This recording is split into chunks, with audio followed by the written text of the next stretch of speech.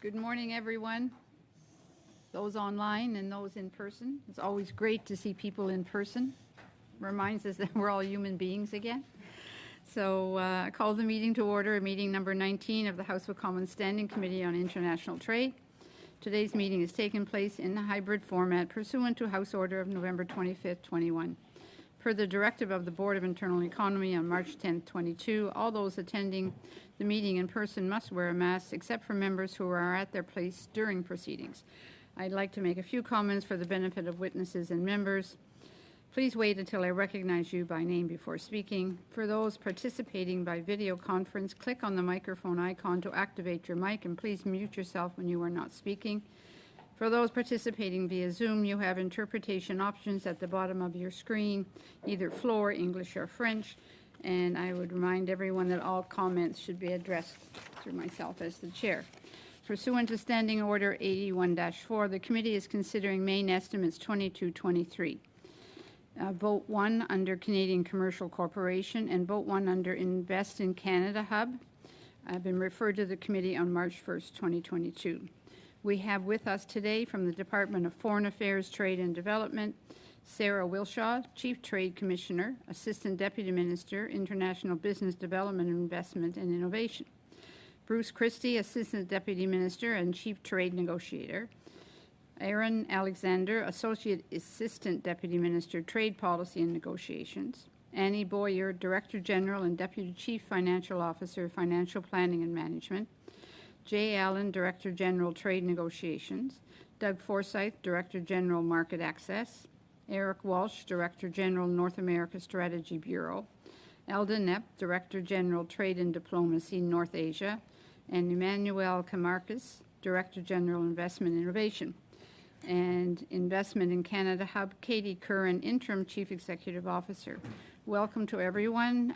Ms. Wilshaw, I invite you to make an opening statement of up to 5 minutes if you wish. Please go ahead.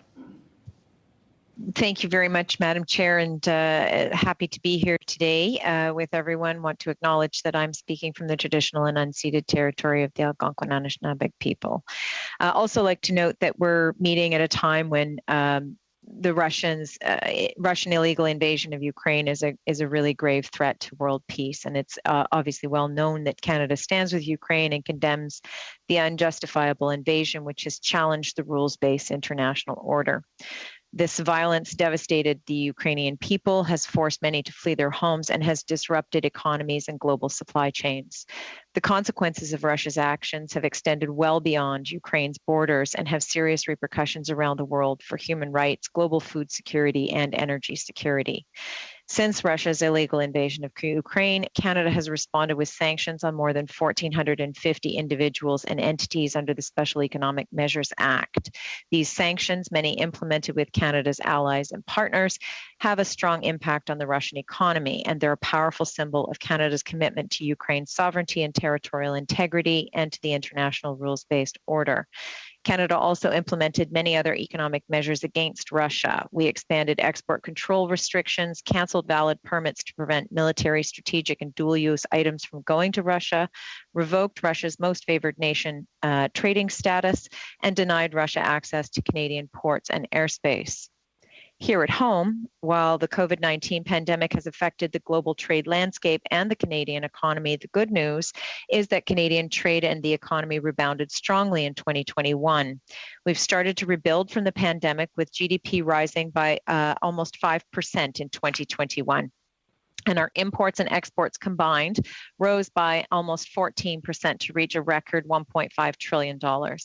Exports increased even more, growing by an unprecedented 18% to reach $766 billion, another record. More exports to the United States, thanks to CUSMA, helped drive some of that growth. Since the agreement was signed in 2020, Canada-U.S. trade has grown almost 17%. And we have a thriving bilateral trade and economic relationship with the United States, and underscored by a recent visit to Canada by USTR, United States Trade Representative Catherine Tai. To keep this momentum going with the U.S. and other countries around the world, the Canadian government is supporting businesses as they start up, scale up, and export into new markets. Our free trade agreements are crucial for businesses looking to diversify their export markets, and we've made a lot of progress on those trade agreements. March was a particularly busy month. We relaunched negotiations with India for a comprehensive economic partnership agreement. We held the first round of negotiations towards Canada-Indonesia Comprehensive Economic Partnership Agreement to secure our access to the largest export market in Southeast Asia. And when UK Secretary of State for International Trade Anne-Marie Trevelyan visited in March, negotiations were launched for bilateral free trade agreement with the UK. The Government of Canada is also working hard to expand the benefits of CPTPP into new economies, beginning with the UK, and has started the accession process for that last June. We expect to hold a first round of negotiations this summer towards a free trade agreement with ASEAN. Working closely with all Canadian exporters to help them to take advantage of these free trade agreements as well, and preferential access that we have covering 1.5 billion people around the world now. Our work doesn't stop, of course, with free trade agreements. We also have a mission to create to help create the conditions for Canadian businesses to pursue opportunities abroad and grow here at home. And all of this support is particularly important for the small businesses that had to stop exporting during the pandemic. No doubt that COVID-19 brought significant disruptions to international trade and forced businesses to adapt and put a strain on the international supply chain. These challenges have compelled us to reflect on how we make our economy more resilient for the future. And that's where some of our trade toolkit comes in, that includes things like the Trade Commissioner Service, or TCS. As the Chief Trade Commissioner, I'm very proud to say that we have more than 160 offices worldwide providing on-the-ground support, expert market knowledge, and local contacts to take Canadian companies global. And given that innovation plays a pretty vital role in our economy, we're very pleased to see that the TCS Can Export program received $35 million over 5 years in 2022 budget. This will help Canadian businesses to protect their intellectual property assets as they pursue those new opportunities abroad. And we're promoting Canada also as a destination of choice for international investment. Invest in Canada's interim CEO, Katie Currens, here today will tell you all about the work her organization is doing to bring investment here. But I would highlight a figure that speaks volumes on what we've been able to accomplish even during these challenging times. The OECD recently reported that international investment in Canada was up 158% in 2021 from the year before. New and enduring partnerships remain vital to restoring supply chains that are both efficient and resilient in a post-pandemic world. And we've taken the lead within the WTO as well to promote a rules-based, predictable trading environment, one that supports long-term supply chain resiliency and can help us build back better with like-minded economies. I'm accompanied, as you mentioned. Sorry to cut you off. Not at all. Happy to answer questions. The members always have lots of questions since we have you with us, so thank you so much for that. Yes, I'll open the floor for questions. Mr. Baldinelli, please. Thank you, Chair. Good morning, everyone. It's important that we study the supplementary estimates. In Canada's parliamentary system, the federal government must seek Parliament's authority in order to spend taxpayers' money. And one of Parliament's fundamental roles is to review, approve, and hold the government to account for its spending. First and foremost, thank you to the officials present today. I believe we have nearly 10 witnesses with us. I'm disappointed, unfortunately, that we only have 1 hour of time dedicated to the study of these estimates, and we were unable to have our Minister of International Trade, Export Promotion, Small Business, and Economic Development come forward to appear. And, which is what I find kind of disappointing, Madam Chair, is the fact that today is May 30th, and tomorrow, these, regardless of what we had done today, would have been deemed adopted anyways. So it's kind of late that we're at this point examining, the spending of two organizations that account for $47 million. So from my standpoint, that's kind of disappointing. But I'd like to first go on and talk about the Invest in Canada's promotional efforts, so just reviewing some of the briefing notes prepared by our staff. And it mentions that, the promotional efforts have reached over 54 million business decision makers in over 5 countries and increased investor interest in Canada by 90%. But my question is, and if I could through the Invest in Canada, what are the metrics used to measure investor interest? Madam Chair, if you will allow me to turn to my colleague Katie Curran for that question, please. Yes, please do. Thank you very much for that question. And I appreciate the opportunity to be here today and speak about the results of Invest in Canada. So part of our promotional efforts include content series campaigns. It also includes promotional campaigns. And in non-pandemic times, it includes international events. For our content series campaigns and for our promotional activities, we use research and testing post waves of these campaigns. So we're able to see what the interest was of the viewers before they viewed the campaigns and the interest of the viewers after they've seen the campaigns. And we saw a 90% increase after they saw the campaigns of their interest in investing in Canada. Now, would not one of the metrics be the actual direct sum of investment flowing into Canada as a result of the work and promotional activities that you do and undertake on behalf of Canada? Thank you for that. Yes, it is. We do see, though, investments have a very long runway before they land in Canada. Investment decisions often take 12, 18, or 24 months before they come to these decisions. So we will see investments that come from promotional campaigns in years to come. That being said, in the past year, we saw record investments come into Canada, and really some significant investments in areas that are a key focus for our economy and for our recovery. Now, what would some of those key areas of interest and promotion be in currently coming out of this pandemic? Thank you for that. So one of the big areas of focus is on Mines to Mobility, which is the EV battery supply chain. In March, there was a significant investment that was facilitated by Invest in Canada and our partners across various levels of government. That investment, which is publicly available now, was a joint venture between Stellantis and LG Energy Solutions. It's a $5 billion investment, which has the ability to create around 3,000 jobs for Canadians. And this is in battery manufacturing, which is a key component that Canada did not previously have the capacity to do. So it's very important to fulfill that EV battery supply chain. Ms. Curran, if I can just follow up, do you see, when you're speaking to the investment community on an international level, do they tell you some of the limitations that Canada has in terms of its potential in the investment field? For example, you'll see an investment by Hyundai of $5 billion into Georgia.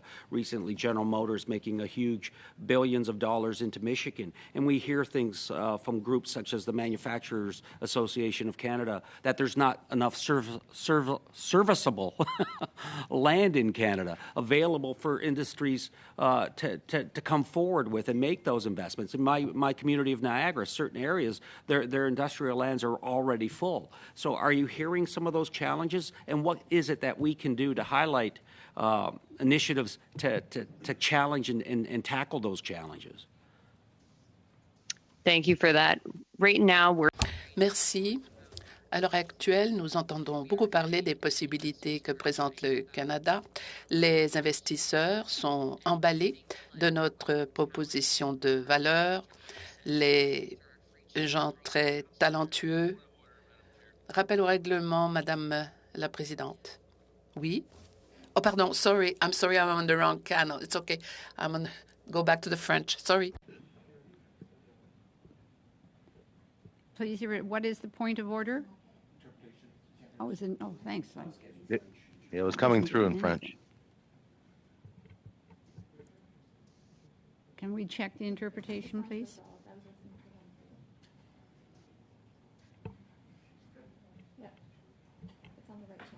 It's on the right channel. Mr. Baldinelli, can you start again, please? You have 50 seconds left. Just Ms. Curran, if you could follow up and provide some of the actions that can be taken to enhance some of those challenges that you're hearing that Canadian or international investors face when coming to Canada. Thank you for that. I was highlighting some of the feedback that we hear from investors about the opportunities they see in Canada and how we have the wealth of talent, the access to consumers through our free trade agreements. I think we're at a point where investors are seeing lots of opportunities in Canada, and they see the ability to make committed investments that will create good jobs for Canadians. Thank you, Mr. Baldinelli. Mr. Aria, please, for 6 minutes. Thank you, Madam Chair. Madam Chair, at the outset, I would like to place on record my disappointment that the Chief Executive Officer of Canadian Commercial Corporation is not here. I have a number of questions which I think he or she would have been the right person to address.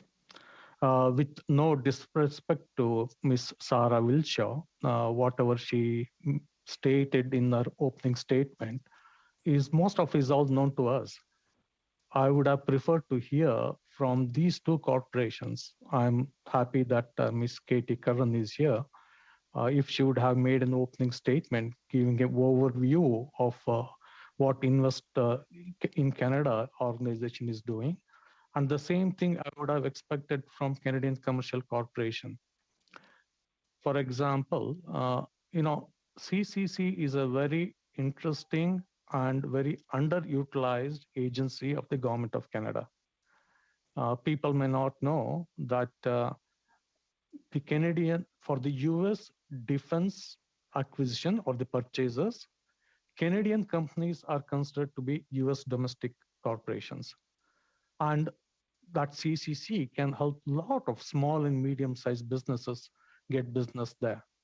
And on the operational side of CCC, I think Canadian Export, if Ms. Wilshaw's, if I remember what she stated, of $766 billion export, and the amount of contracts CCC has signed is just around 1.5 billion. Not even that, 1.35 billion. That is too small. We have been signing free trade agreements across the world. We need Canadians to start exporting in other parts of the world because those markets are new and because we want to encourage small and medium-sized enterprises to export. CCC must play an active role in promoting these exports into the new markets, whether the non-Western countries in Europe or the countries in Africa, in Asia, and I don't see that. CCC has been in existence for a long, long time. And even now, if they're just doing $1.35 billion, is not even a drop in the bucket. And even the targets, I'm looking at their corporate plan, the target for next year, it does not even go up by 10%. I think it's less than 5%. And every year it is less than 5%. It is pathetic. I'm sorry to use this language, but a corporation growth rate, when we want exponential growth rate in exports from Canadian businesses, the growth rate, what CCC is projecting even to 2025, 26 is just about not even 10% of what they are doing today. Another thing, they mentioned that they helped 221 small and medium-sized firms out of 300 exports is a good thing. But I would like to know what is the amount of contracts that the CCC did for these 221 SMEs, and how much of the total contracts they have signed is outside of the US. US and Western Europe we don't need organizations like CCC to make a breakthrough in these mature markets. We need CCs to hold hands with Canadian exporters when they tap the new markets in Asia, Africa, and other places. So I'm disappointed on that front, Madam Chair. I wish they were here and I had questions for them. In any case, I'm glad that Ms. Katie Curran is here. Ms. Curran, you did mention, I was reading through your departmental plan. There was a mention that the pandemic reduced FDI. I can understand that. It reduced by over 50%. But what is the trend you are seeing since last, say, 7 years or 10 years? What is the trend you are seeing in the growth of foreign direct investment in Canada? I know that Canadian companies are aggressively investing in other parts of the world. The Canadian pension funds, Canadian corporations, private corporations that are doing it. What is the trend you are seeing in the growth of foreign direct investments in Canada? I'm afraid you'll have to give us that answer in 50 seconds, Ms. Curran. Thank you. Thank you for the question and can do. We've seen, with the exception of the year of the pandemic, where there was a decline, we've seen growth in foreign direct investment into Canada. Just today, we saw the numbers come out from Statistics Canada on Q1 of 2022, and we saw that there was a 25% more than Q4 in 2021 and a 48% increase over the 10-year quarterly average. So we're seeing substantial growth in this area for Canada. Thank you very much. On to Monsieur Savard Tremblay for 6 minutes, please. Merci. Alors, salutations. Merci à l'ensemble de nos témoins. Thank you and welcome to all our witnesses for their appearance. And hello to all my colleagues as well. I'd like to know what you base yourself on to evaluate this. Definitions were problematic in the past, and you could see an investment that was purely financial. In the present case, are there any guarantees for an investment in productive activities?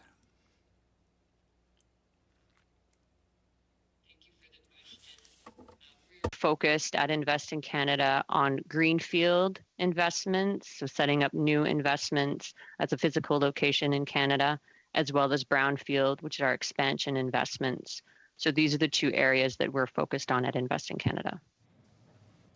Mais en fait, ma question était... Well, my question, in order that this is not just... I think the past investment was quite problematic for the OECD. What is an investment?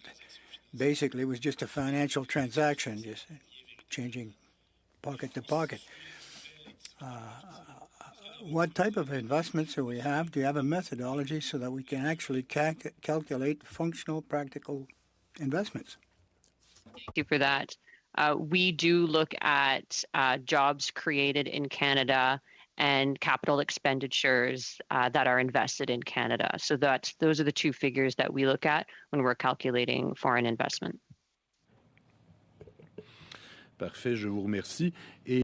I thank you for that.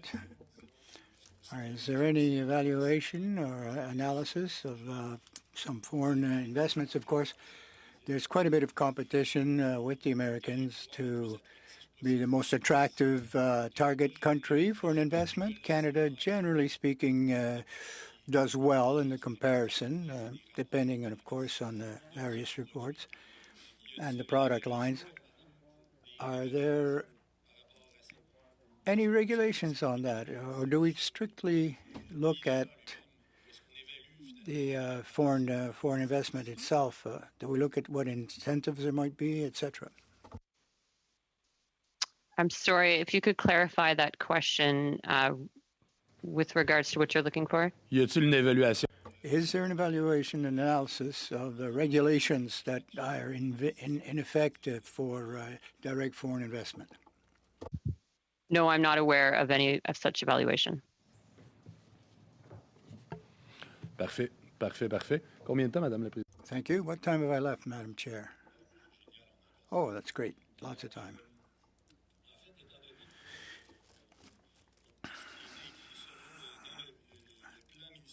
In the departmental plan 22-23, investing in Canada reaches more than 54,000 investors in various countries and has increased investments by 90%. how this latest promotion, just to clarify, how do you operate internationally? What's the essential strategy to get the message out there? So we're focused on 3 results at Invest in Canada. The first result is the promotion result, which you're referring to, and that is part of campaigns that we run, both in terms of content and advertising campaigns, as well as attending signature events. We also work with our network of trade commissioner services abroad. So we have officers that are dedicated to investment attraction, and they support us in advancing our promotion efforts by attending signature events, by hosting clients as well at those events to offer assistance in promoting Canada as an investment destination. Merci. J'aurais une autre question également. Yes, I would have a further question then on the way you might evaluate the amount of foreign investors. Now, we're in an era of great interdependence, and we want to make sure that investments, in fact, are not going through a third party, perhaps a flag of convenience type of situation. There's a lot of transactions of that kind. How can we determine that this is truly a foreign investment per se? Thank you for that question. The companies that we work with are typically companies that are looking to invest in greenfield or brownfield expansion. So they're not running through another country necessarily on a financial transaction. So we work with companies that are looking to either set up a manufacturing site or a physical location here, and they have headquarters in another location. And it's typically the ones that we focus on are typically well-known companies that operate in a foreign country. Parfait. Thank you. Thank you again. Oh, well,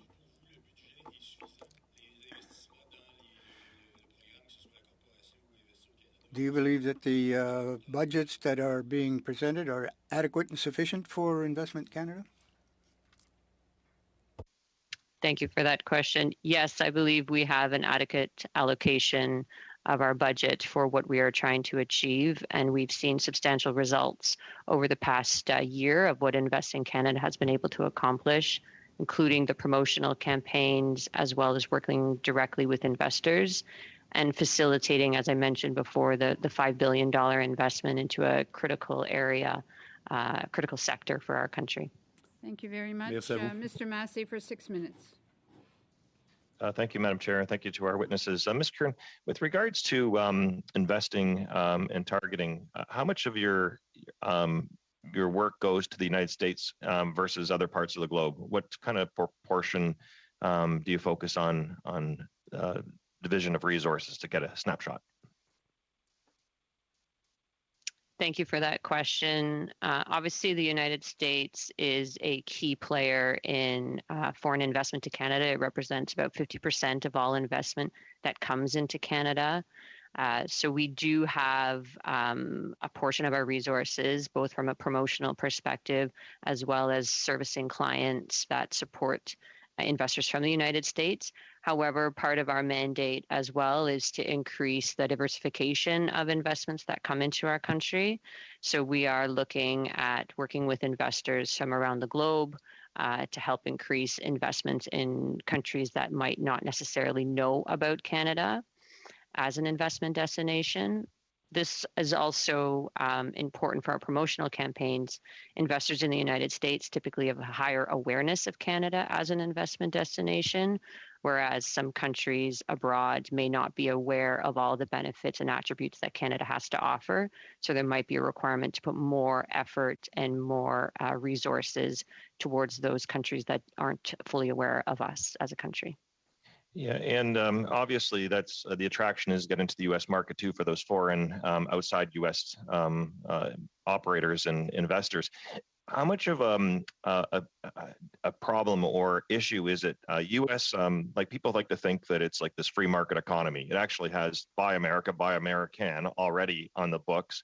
They're talking about expanding that. There's the Jones Act. There's a whole series of different and the defense industry as procurement that is destined for American versus foreign investment and so forth. How much of a barrier do you run into or topic of conversation, and what's the strategy to deal with those types of issues when it comes to, I guess, insecurity about the political system in the United States that can be protectionist at times? Thank you for that question. We work closely with our colleagues at Global Affairs, like Ms. Wilshaw and her team, to help support those questions when they do arise from investors. And we make sure that they have all the information and they know that Canada is well positioned to deal with some of those issues. Right now, we're seeing really positive feedback from investors that isn't a main concern for them, and we're able to address those concerns through our partners at Global Affairs. And where I'm from right now, I'm very close to the Ambassador Bridge. We're, thank goodness, building a new bridge, and thank you, Madam Chair, for your work on that. But how much of a concern is it with regards to infrastructure access? We had the blockade down here, which was very damaging, not only just in terms of what it physically did at that time, but also is there residue or concern afterwards that this type of lack of access or disruption could actually be a concern, or is it raised when investment decisions are being made? Thank you for that. Earlier this year, it obviously was a concern for some investors. However, it wasn't a longstanding concern, and it was something they felt was not a major impediment to their investments. So we were able to work with our partners across all levels of government to help ease some of those concerns. And we've seen the results have been really positive investments. Thank you.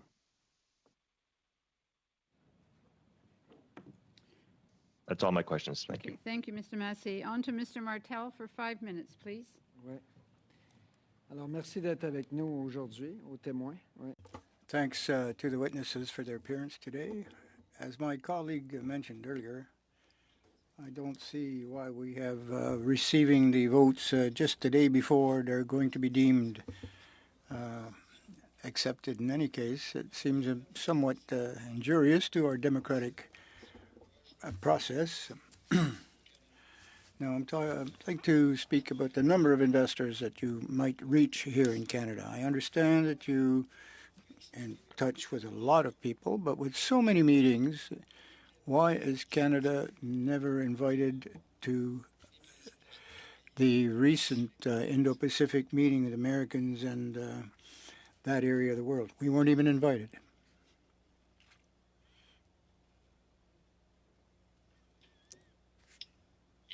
I believe I'll refer that question to my colleagues at Global Affairs, as that's not an area that we deal with.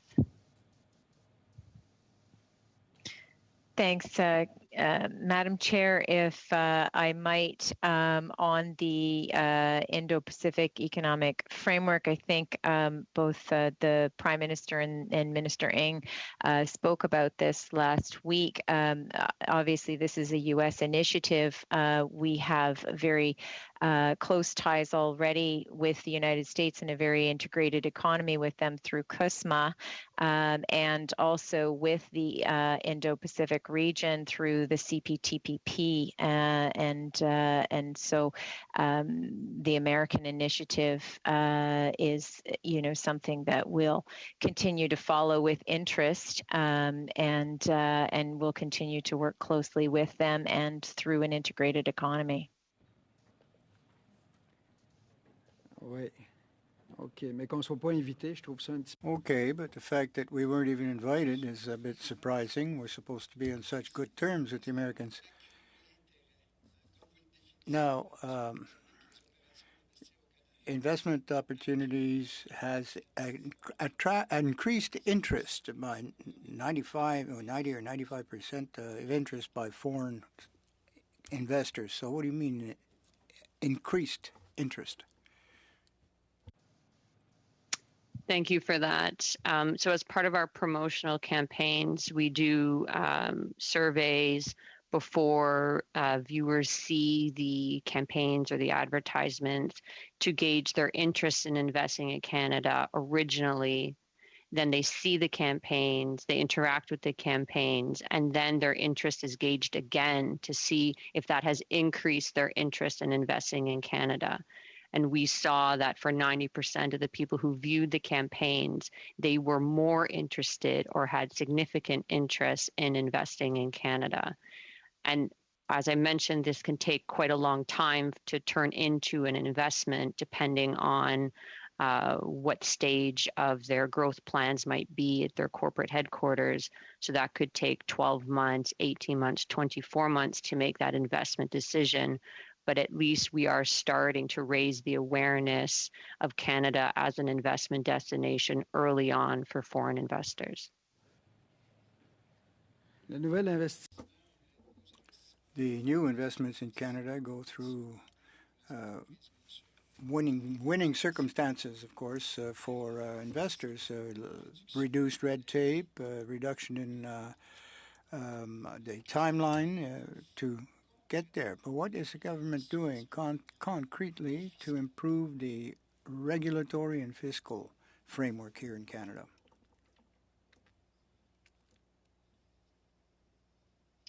Thank you for that. This is outside of the scope of Invest in Canada, as we're focused on promoting and providing services to companies. We don't have a regulatory or policy framework at Invest in Canada. Est-ce que ça serait possible de savoir Yeah.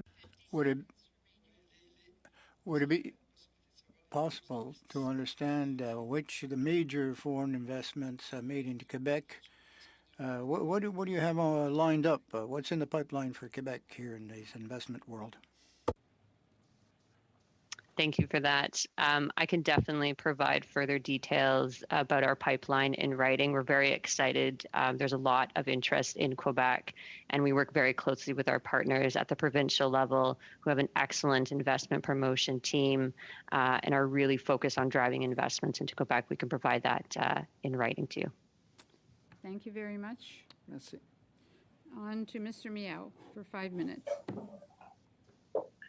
Thank you, Madam Chair, and thank you for all the witness for today's meeting. And it's great to see some of you today. I'd like to direct the following question through the chair to Mr. Alexander. Can you tell us a little more about the trade and investment responsibilities, and what are some of the highlights of this year's departmental plan, and how will they contribute to the minister's mandate? Thank you. Thank you very much for that question, member. Perhaps I can begin, but then I'll also invite Ms. Welshaw and Mr. Christie to add on, because we work on promoting international trade investment together. There are many highlights this year. I think the key one is the continued implementation of the CUSMA. We've been working very closely with our Mexican and U.S. Colleagues to implement the CUSMA, to make sure that small and medium-sized enterprises and those led by underrepresented groups in particular are made aware of the benefits of the CUSMA and are more engaged in international trade. That has been a key highlight. We've also been working with our partners to address key issues like climate change and forced labor in a very collaborative manner, and the strong relationships that we have built with the United States and our Mexican friends have been very helpful in that manner. Maybe I'll just turn to Mr. Christie to talk about more globally as well.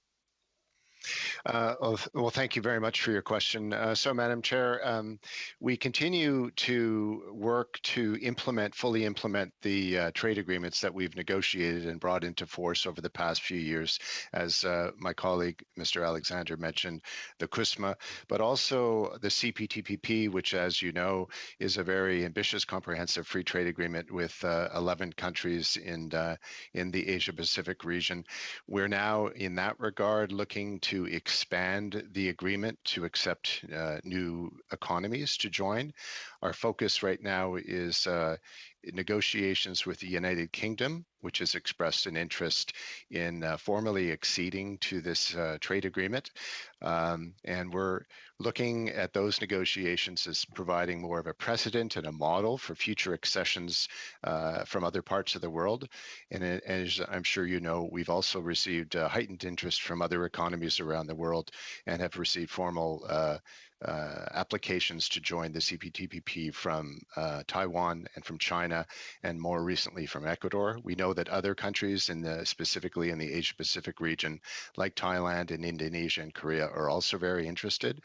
So on one front, we're continuing to implement that trade agreement to make sure that Canadian producers and exporters take full advantage of the benefits provided to them through that agreement, while at the same time expanding the opportunities.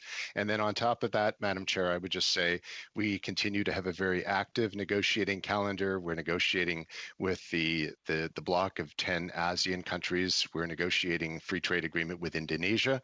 We're also negotiating a more permanent free trade agreement with the United Kingdom, and negotiations continue with other important economies for Canada. Thank you.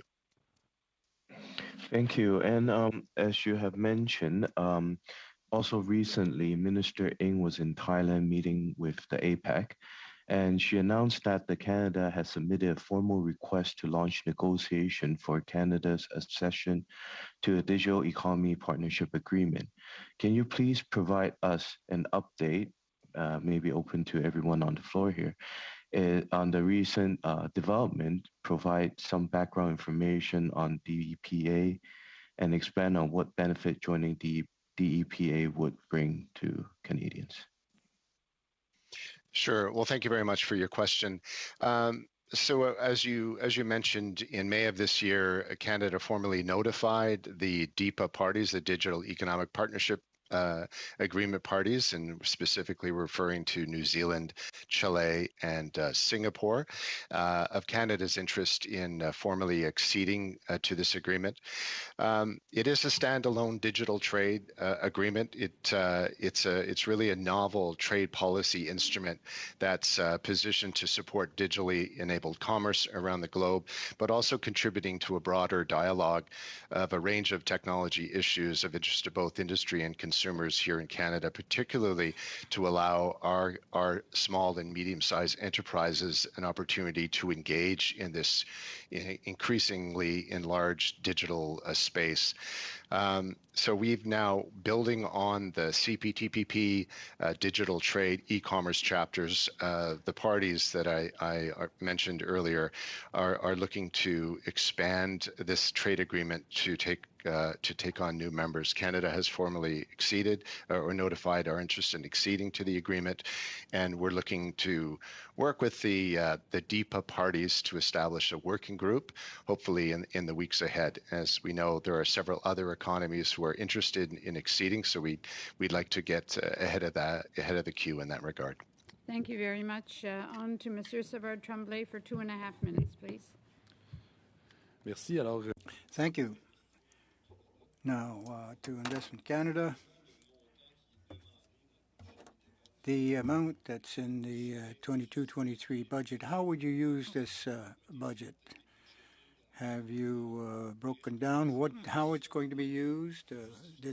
How can you justify this amount as a total envelope? That question.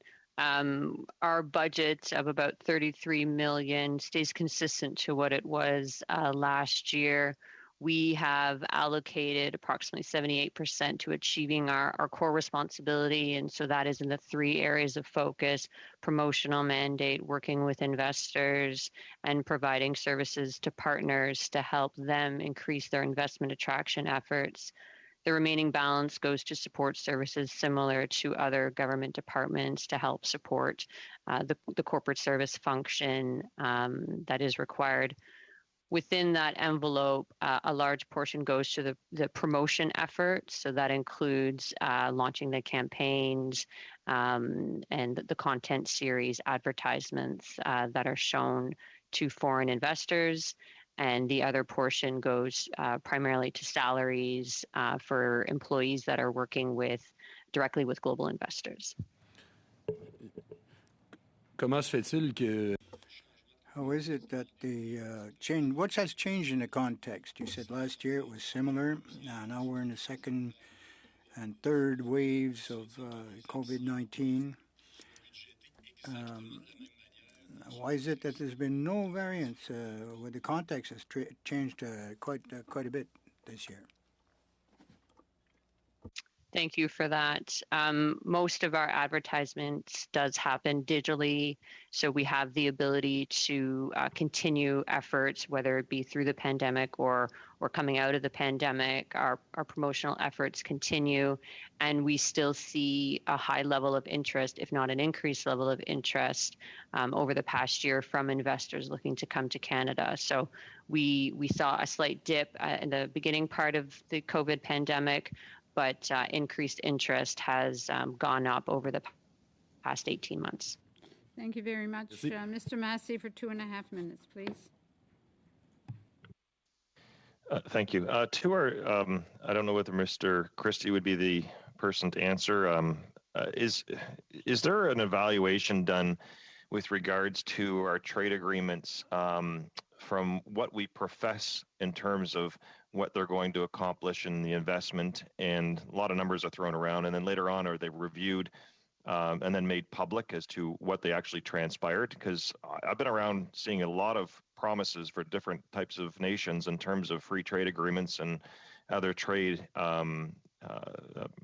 deals that we've cut, but I haven't seen much follow-up, but that doesn't mean that I know where that information is. So I'd like to hear kind of how we evaluate what's transpired. Well, thank you for your question. Madam Chair, what we do after a free trade agreement comes into force, we work with our negotiating partner to regularly monitor the impact of the trade agreement. Here on the Canadian side, we work very closely with our Chief Economist's office at the Department of Global Affairs to measure the increased benefits through trade investment across a wide range of sectors of importance for Canada.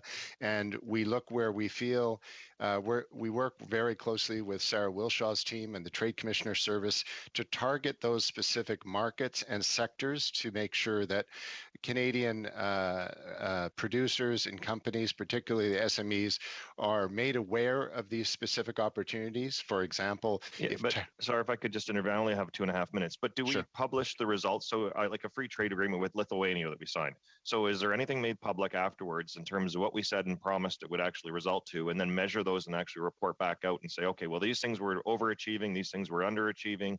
Is that made public and published? I don't believe it's published. We do provide that information to all of our stakeholders and industry partners, but I don't believe it's formally published in a parliamentary document, if that's what you're referring to. Yeah, that's kind of what I'm after, and maybe perhaps that might be helpful, because what we kind of do is we sign these agreements as politicians, and then we don't really unless you do independent parliamentary research, you don't really get a snapshot as to where, we may have overachieved in some areas and some are underachieved, and there can also be different dynamics that take place in them. And so that's what I'm looking for, is whether or not we should be looking to something like almost like an annual report to Parliament at some point. Thank you, Mr. Massey. I'm afraid your time is up. Thank you. On to Mr. Hoback for 5 minutes, please. Yeah, thank you, Chair. And we're giving Mr. Baldinelli my last minute just to make you aware of that. So if you'd let me know when we're close to that point. Okay? Last minute? Yeah. First thing, UK agreement. I understand we started into negotiations on that agreement, and we look forward to seeing the interim agreement come to an end and the new agreement come into play, and with the fixes we require for our agriculture producers. I just want assurances from the department that they will not approve UK's accession into CPTPP until we have a bilateral agreement in place at this point in time. Has that been the mandate given from the minister to the department? Madam Chair, I can answer that question. I'm working with my colleague Doug Forsyth, who you see on the screen, who's our chief negotiator for the Canada-UK Free Trade Agreement. I'm responsible for negotiating the UK's accession to the CPTPP, and I can assure you that Doug and my team are working very closely together to make sure we're able to maximize the benefits to Canadian companies and producers through those two parallel negotiations. And Minister Ing has requested that we continue to leave both negotiations open until we are satisfied that we've obtained everything we can through both channels for Canadian companies. What process are you putting in place to consult with stakeholders in regards to both these agreements as they unfold? I know previously we used to have quarterly meetings, monthly meetings with Mr. Verhoeven, where stakeholders could actually dial in and listen to an upcoming report on the exact status of both negotiations. What have you put in place at this point in time to do that? Well, I'll answer your question related to the CPTPP negotiations, and as I'm sure you're aware, we did extensive consultations with stakeholders in terms of which of the priority markets they believed Canada should pursue in a CPTPP expansion, and we held industry and other stakeholder group events, including with Indigenous groups and SMEs and whatnot. But I'll turn to my colleague Doug Forsyth. Just before you turn over, though, you didn't ask about ongoing. Going forward, as you're going through the process, historically, there's always been consultations while we've been in the negotiating process. Are you doing that as well? Yes, absolutely, we will. We'll continue to hold consultation meetings with our stakeholders to keep you informed of the progress made during the negotiations. Okay, thank you. If I could just pick up from that, Madam Chair, thank you very much for the question. And yes, I can confirm that following round one of our negotiations with the United Kingdom, we did have a full stakeholder debrief, and we will continue to hold those debriefs and those consultations as we move forward in the negotiations. Okay, I guess that's exactly what I wanted to hear, because those have been so helpful in the past. I sure hope that's continuing. Going on to our Trade Commissioner Services, I'm a big fan of Trade Commissioner Services. I think they do a wonderful job. I often think they're unsung heroes. One thing I'm always concerned about them is plugging into our municipal markets. So, for example, we've got greenfield, we've got land sitting there available. Are they aware of it? How do they know what's available in Saskatchewan versus what's available in Mr. Baldinelli's riding? And how do they take that to our foreign investors and say, here's the opportunities you have in Canada, and how do they transfer that knowledge through? Thanks very much for the question, and thanks for your ongoing support to the Trade Commissioner Service. I certainly appreciate that. We have a network of 44 trade commissioners who are dedicated to foreign direct investment around the world in our missions abroad, and they also work very closely with a lot of the provincial representatives who are increasingly located in or co-located in missions abroad and work very closely together. We also have regional offices across the country, and they stay very closely plugged into their provincial counterparts and economic development agencies, and meet with them regularly, so that we do have very close cooperation across the board. We also work, of course, with Ms. Curran and Investing Canada, and they have other means and mechanisms to stay coordinated with both the provincial and municipal authorities to understand both the opportunities and to help work out any challenges if they arise. Thank you very much, Ms. Wiltshire. Mr. Baldinelli, you have 45 seconds. Madam Chair, I'd like to propose a motion, and the motion will read as such. Given the committee has had only one day to examine the estimates of both Investing Canada and the Canadian Commercial Corporation, the committee requests the Auditor General examine both agencies and its expenditures to ensure they are meeting their mandates and providing value for the expenditures being allocated to both, and that the Auditor General present his findings to the committee and make his findings public. And that is the motion. Thank you, Mr. Thank you, Mr. Baldinelli. I'm sorry, I can't hear you. We have that? Okay.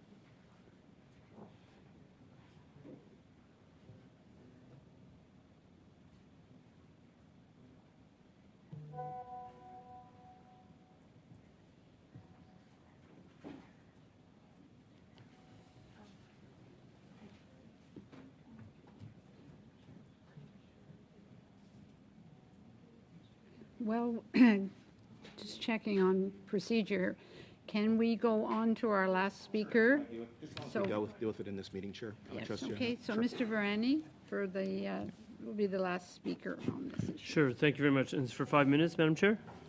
Yes. Yes. Okay. So first of all, in respect to something that was raised by Mr. Baldinelli in his first intervention, I just want to note that the minister was already scheduled to be here at this meeting when it was originally scheduled for 3:30 p.m., as Mr. Baldinelli and his party knows. The Finance Committee took precedence because of the important work that's being done at the Finance Committee, thus shifting today's meeting to 11 a.m. from the previously scheduled 3:30. That is the only reason why Minister Ng is not here right now, and all parties, including the Conservative Party of Canada, agreed to that arrangement.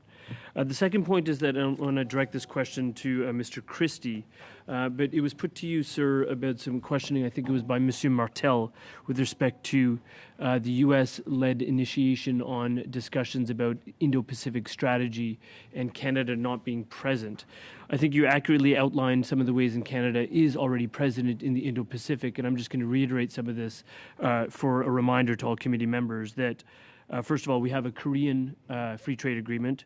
We are part of the CPTPP, and indeed that's something that the United States actually stepped out of. We are pursuing ASEAN, as you noted, Indonesia, and we have an early harvest agreement with India. Going back to the issue with the CPTPP, I'll actually put to you, Mr. Christie, a quote from Jacinta Ardern, the Prime Minister of New Zealand, and what she said is that, quote, if the U.S. wants more engagement in the Indo-Pacific, then the CPTPP is the table to sit at. Given that Canada is already at that table, Mr. Christie, could you comment on Canada's stage of engagement in the Indo-Pacific and how that compares to the Americans? Thank you.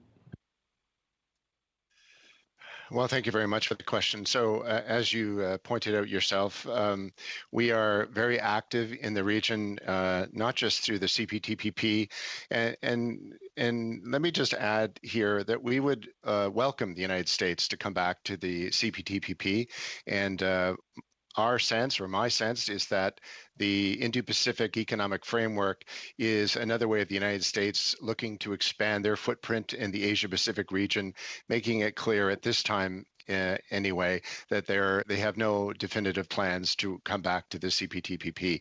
In terms of Canada's engagement, yes, as you pointed out, and as I referenced earlier, we're looking to engage with all of the CPTPP parties to broaden that trade agreement to provide further, more expansive benefits to Canadian companies and producers. We're also looking at the ongoing trade negotiations with our ASEAN friends, as well as Indonesia. And as you referred to, we have recently re-engaged under Minister Ng's leadership in a comprehensive free trade agreement with India. And ministers have asked us, as we proceed along those negotiations, to consider whether we would want to implement an early harvest agreement with representing what's been accomplished so far. So I think it's fair to say we're really focused on that region. Thank you. Thank you very much, Mr. Christie. I'll direct this next question to Ms. Wilshaw. So I'll agree completely with Mr. Hoback in terms of the TCS and what it represents in 160 locations around the planet. I think these are definitely unsung heroes in terms of the work that we are doing abroad, in terms of both promoting Canadian interests in locations outside of Canada, but also promoting foreign direct investment here in Canada. And on my recent trip to South Africa and Zambia, I was actually quite taken by the incredible Trade Commissioner services that was providing me directly with briefings on sub-Saharan African countries in which we are engaged. So thank you for the work you're doing, Ms. Wilshaw, and thank you to all of the team of Trade Commissioners around the planet. I want to ask you specifically something that we championed in sub-Saharan Africa, but I know is something that is championed by the Prime Minister and by Minister Ng, is the role of women in women entrepreneurs domestically and abroad. Can you just give us a bit more detail with respect to the Trade Commissioner Service and the work that you are doing to promote women entrepreneurial opportunities for women-owned businesses that are Canadian women-owned abroad? Thank you. Yeah, thank you very much for the question, and certainly the Trade Commissioner Service is very focused on, and the vast majority of our clients are small and medium-sized enterprises, and we put a particular emphasis on what we would call underrepresented exporters. So traditionally, women, Indigenous peoples, members of the LGBTQ2+ community, Black-owned businesses, youth-owned businesses, and others. We have for more more than 20 years, had a Business Women in International Trade program focused on women exporters. We run trade missions that are specifically focused on women exporters and creating more opportunities for them. And we also have the Canadian Technology Accelerator programs, and several of those cohorts have been women only. So really it is an effort to encourage and enhance opportunities for women exporters. We also offer what we would call a concierge service for them to have greater access to the Can Export program, which is a co-funding program for their promotional activities abroad. So a number of different pathways to doing more for women exporters and other underrepresented groups. Thank you. Okay, thank you very much, Mr. Brandy. Thank you very much to the witnesses. If I can go forward on the votes that are required for these main estimates, and then we'll go back to Mr. Baldinelli. Sure, that'd be great. Okay? So thank you to the witnesses very much for your time today. It was very valuable. I think we'll have to have you back a few more times to keep us updated on the great work that you're all doing. So thank you very much. Okay, to the committee members. Shall vote 1 under Canadian Commercial Corporation, less the amount voted in interim supply carry? On division. On division. Okay, all those in favor? Carried on division. Shall vote 1 under Invest in Canada Hub, less the amount voted in interim supply carry? On division. On division. All those in favor? Carried. Shall I report the main estimates 22 and 23 to the House? Yes. Yeah, thanks. That's kind of nice. Yeah, I think it's kind of appropriate that I report it to the House, right? Okay, thank you all very much. I better ask this question. All those in favor? Yes? Fine, we proceed with that. Okay? Great. So now, Mr. Baldinelli, you moved a motion, and I'm just making sure that we have the procedures in place. Madam Clerk? He moved it. It's not. Speak. The motion has been moved, and if the committee would like to proceed on that, then Okay. Because it was So- noticed. On this point, we'd like to see a written copy of the text of the motion, and then we'd like a short huddle to discuss it.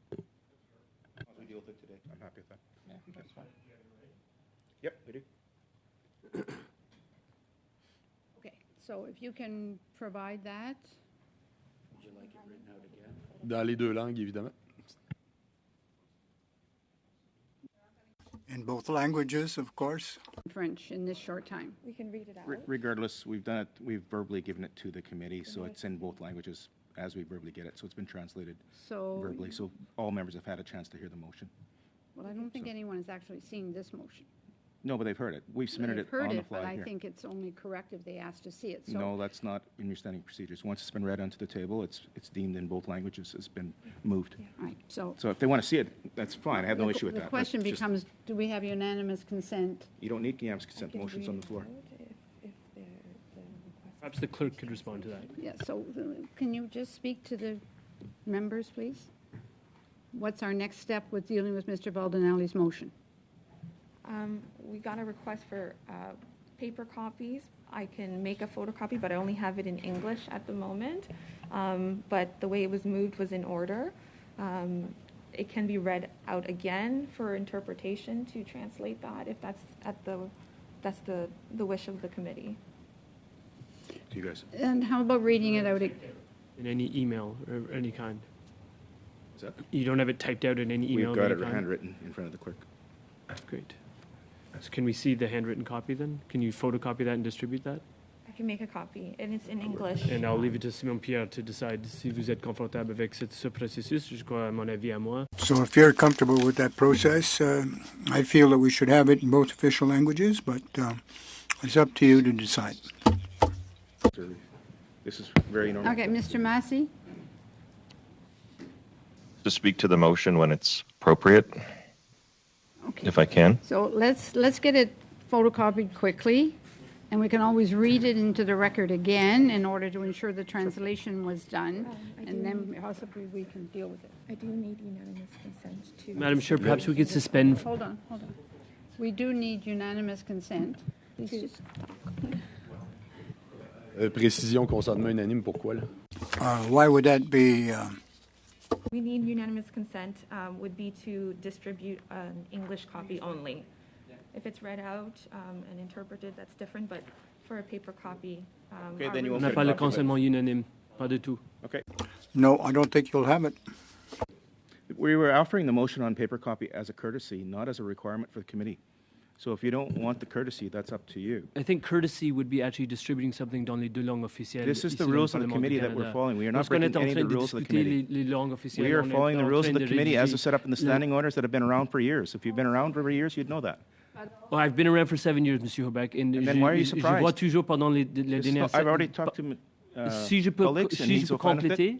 So Donc, If you'll allow me to finish, I see that with the Conservative Party, there's always great words and pious words about bilingual presentations, but then you always find a way to do something in just one language alone. What happened here today, and we are allowed to present the motion as we have done. We have not broken any orders of preference or procedure. We've done everything fair. I tried to be courteous to the members by giving them a copy in English because that's the only copy we have.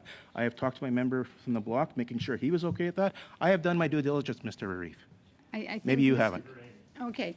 I think it's more an issue of courtesy that we make sure that everybody has had a copy in both languages so everyone fully understands what we're asking people to vote for. Mr. Massey, your hand is up, and if you want to speak to the motion that is on the floor. Thank you, Madam Chair, and hopefully this will help and we can move forward. I'll support the motion because my understanding of the process for the Auditor General is the Auditor General is independent and will make the decisions to engage with whatever department or review that they want to do. And I have done that as an individual member before on different issues, and it's just advice that we can provide the Auditor General. So I think that sometimes when the notion of Auditor General is raised, it kind of creates a little bit of a political heightenedness that is not always necessarily there. And for this, I don't think that there's anything that we should I guess spend a lot of time on, in the sense that we're just asking for advice for a review, which the Auditor General will take under consideration, and then leave it at that and move on to other committee business. But that's just my opinion, and thank you. Madam Chair, can we have the text of the motion reread slowly so we can all write it down, since it's apparently impossible to get a written version of it? So we'll ask Mr. Baldinelli to read it, or the clerk. And Mr. Scarpaleggia, you had your hand up at one point. Curious about the procedure for distributing notices in writing. I know in our committee they have to be in both languages, but I don't know if it's the same in every committee. But Well, I think normally that's they been resolved. have to be given, and they have to be in both official languages. But again, it's up to the committee whether or Right, not but they choose to deal with it in the language that is put on the table, and it read verbally into the record and translated at that time. Okay, so Madam Chair, my hand is up. okay, Mr. Arya. Okay. Thanks, Madam Chair. I agree with what Mr. Massey had said. I served on Public Accounts Committee for 4 years. Auditor General's office, they have a system of selecting the departments and Crown agencies what to audit and what not to audit. As an individual member of Parliament and as a committee, we can submit our request. However, Auditor General office, they have their own criteria that they go through, and then they make the selection of what Crown agencies they are going to audit next. They do make an exception from their prepared plan when there is some exceptional circumstances related to any department or any Crown agencies. I don't foresee anything here. There is no harm in giving a request from the committee, but it does not in any way influence Auditor General to pick up and audit both these Crown Corporation immediately. Okay. Thank you very much. I'm just going to suspend for a few minutes so that since we have obtained it in copies, so that it's distributed to all of the members, and ensure that it gets distributed to the members who are online as well. There's a vote coming up, so no. Okay, well, we're going to suspend quickly, distribute the notice, and we can move on with the meeting. You don't need to do that. We can suspend for a minute while you get a copy so that everybody knows exactly what they're voting on. Oh, I got to bang. I don't have a gavel, so you took it away.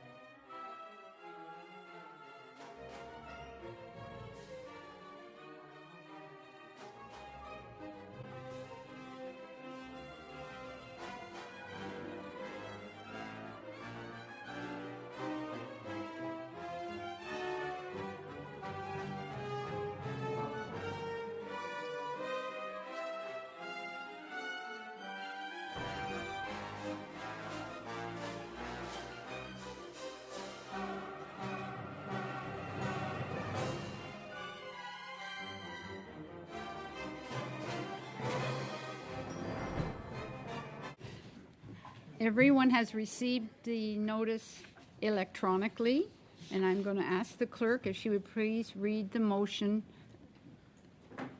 out. Madam Chair? Oh, Mr. As Scarpaleggia. a substitute, maybe I wasn't included on the list, so I did not receive it yet. So No problem. Just, you'll have it in a second. Who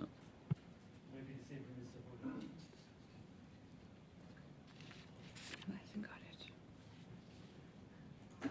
Mr. Massey has it. Do all of the members, have they all received it, please? Okay, Mr. Lewis has. Okay.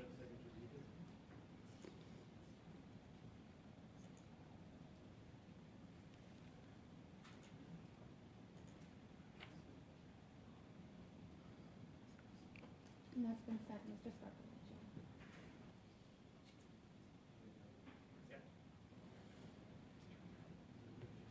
Okay, Madam Clerk, would you please read it out, please? I can, Madam Chair. Given the committee had only one day to examine the estimates of both Invest Canada and the Canadian Commercial Corporation, the committee requests the auditor examines both agencies and its expenditures to ensure they are meeting their mandates and providing value for the expenditures being allocated to both, and that the Auditor General present his findings to the committee and make his findings public. Okay, thank you. All right, any discussion on the motion? Mr. Barani?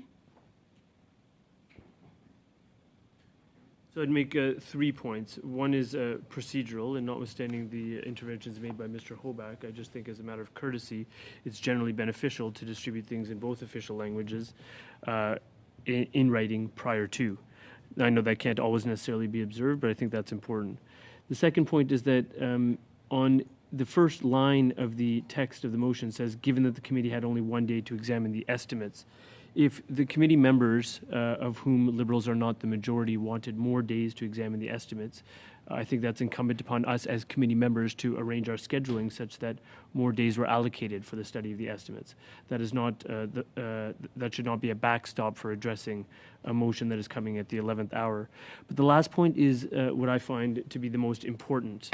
We've heard from Mr. Massey, Mr. Aria, and I think we will hear from others about the institutional independence of the Office of the Auditor General. Mr. Massey went so far as to say the Auditor General will decide what to study because they are independent, as they've always been and as they always should be. That being said, there's something to be said about members of Parliament, elected officials who are partisan by nature, either directing or being seen or perceived to direct the Auditor General in terms of what they should study.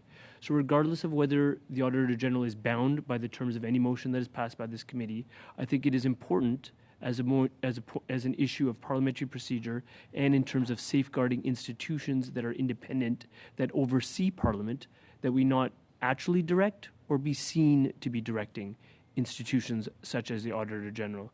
So on that basis, I think there are serious concerns with this type of motion. I'll leave it at that. Thank you. Mr. Hoback.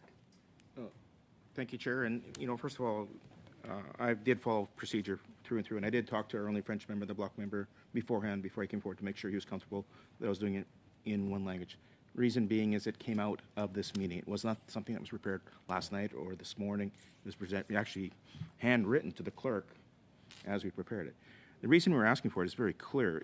We just feel we didn't have enough time with what we heard today, and this would be a good opportunity for the Auditor General, if he or she so chooses, to look at. And every once in a while, the Auditor General will ask members of Parliament on different departments or corporations or crown corporations that they should actually do an audit on. So this is not out of the norm by any means. In fact, if the Auditor General chooses not to, that's up to her. They have full independence, but this is something that the committee can request. I think it'd be good for both the department and the committee to have that type of audit done. I think it's good value for taxpayers to understand what they're doing good, what they're doing wrong, and what they can do better. Because I do remember whenever an Auditor General usually reports, you'll see the recommendations, and most departments will take on those recommendations and make improvements to the department. And this is under the intent of making a stronger department and making things more efficient for taxpayers. So I think a lot of people would criticize us if we didn't do this, because we only had one day to go through the estimates. And that's the process that we follow on the estimates. It's a goofy process that Canadians don't understand. And even here, when you look at it, you wonder how in the heck we can approve so much money with 1 hour's notice.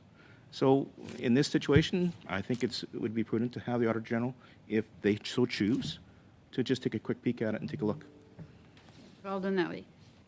Thank you, Madam Chair. And to Mr. Varani's point, I'd also like to thank Mr. Massey and Mr. Aria for their comments. I mean, I wrote the motion in such a way as to make it a request. We're not compelling the Auditor General or in any way, seeking to impede the independence of the Auditor General. Again, it's a simple request.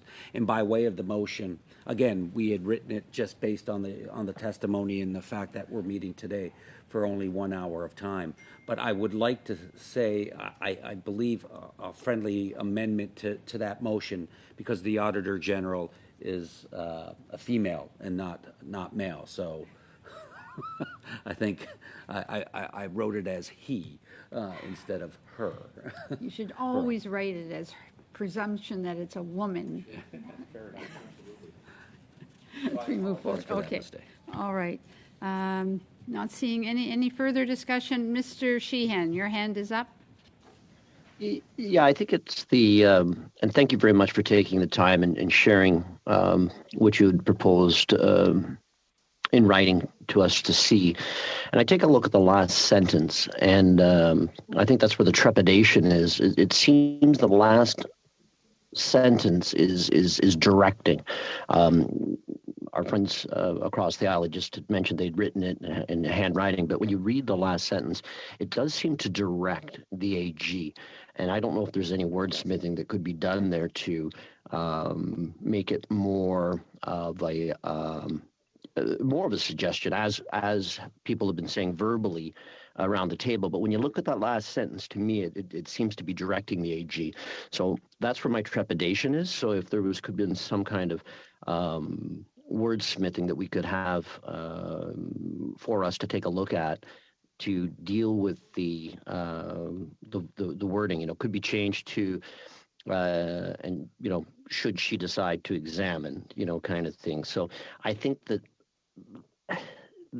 allowing that decision-making process, the independent decision-making process that Arif has put so well, to be reflected in the verbiage, in particular of the last sentence. Okay, Mr. Hoback had his hand up first, then Mr. Baldinelli, and then I have Massey, and then I have Mr. Aria. And Mr. Varani. Yeah, no, I understand where Mr. Sheehan's coming from, and again, it's a request. So everything is based on the request following through.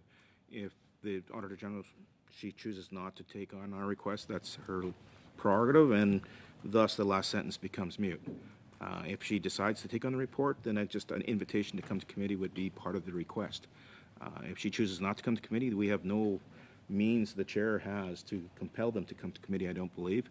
But I think the request, to come to committee and to make the report public is reasonable in light of the context it's written in. So I don't think we need to wordsmith anything here, Mr. Sheehan. I think it's already She there. was give consideration too. If you want to add it in there, I'm okay with that. I don't want to debate it to the nth degree because we have other business to move on We to. still have a lot of things to do today at this meeting. Did you have any other comment, Mr. Baldinelli? No. Then I have Mr. Massey next. In the interest of trying to move this along, is it would be a friendly amendment just to drop the last sentence, because the Auditor General does report to the House of Commons by standard procedure. So I'm just wondering whether if we could find consensus on that. I don't want to belabor it, but I believe the Auditor General actually has to report all of the work to the House of Commons anyways, and perhaps that might be enough to put this to rest. Okay. Was everybody in agreement with that? Let me continue with my list here. Mr. Varani. I think that's an improvement that's suggested by Mr. Massey. I wouldn't mind something that reflects the committee understands the institutional independence of the Office of the Auditor General. So perhaps working that into it. Right now it says in line 2, after the comment, it says the committee requests the auditor examines both agencies. it could say something like the committee understands the institutional independence of the Auditor General and requests. Sure. So, Madam Clerk, did you get that? The committee recognizes the institutional independence of the Auditor General and requests that the auditor, and then it follows. But still deleting, as Mr. Massey suggested, the last line. That's fine. Got agreement on this? I have Monsieur Savard Tremblay. Moi, c'est tout simplement une question pour le proposeur. Just a question for the proposer of the motion. It doesn't have any deadline. It's open-ended as far as when to report or when to examine. So I was just wondering what the intent of leaving it wide open rather than fix a deadline or some such calendar. That's a great question. Actually, we thought about that quickly. Again, it is an independent body, so they'll choose their own timetable in which to complete the request, if they so choose to take on the request. So that's why we didn't put a time in it. Ideally, it would be nice to say a time frame, but they don't work under our time frames. I have two. I have Mr. Arya and I have Mr. Sheehan there. Right now, what do we have on the table, Madam Clerk? That everybody seems to be in a relative agreement before I continue on with speakers. Given the committee had only one day to examine the estimates of both Invest Canada and the Canadian Commercial Corporation, the committee understands the institutional independence of the Auditor General and requests the auditor examines both agencies and its expenditures to ensure they are meeting their mandates and providing value for the expenditures being allocated to both.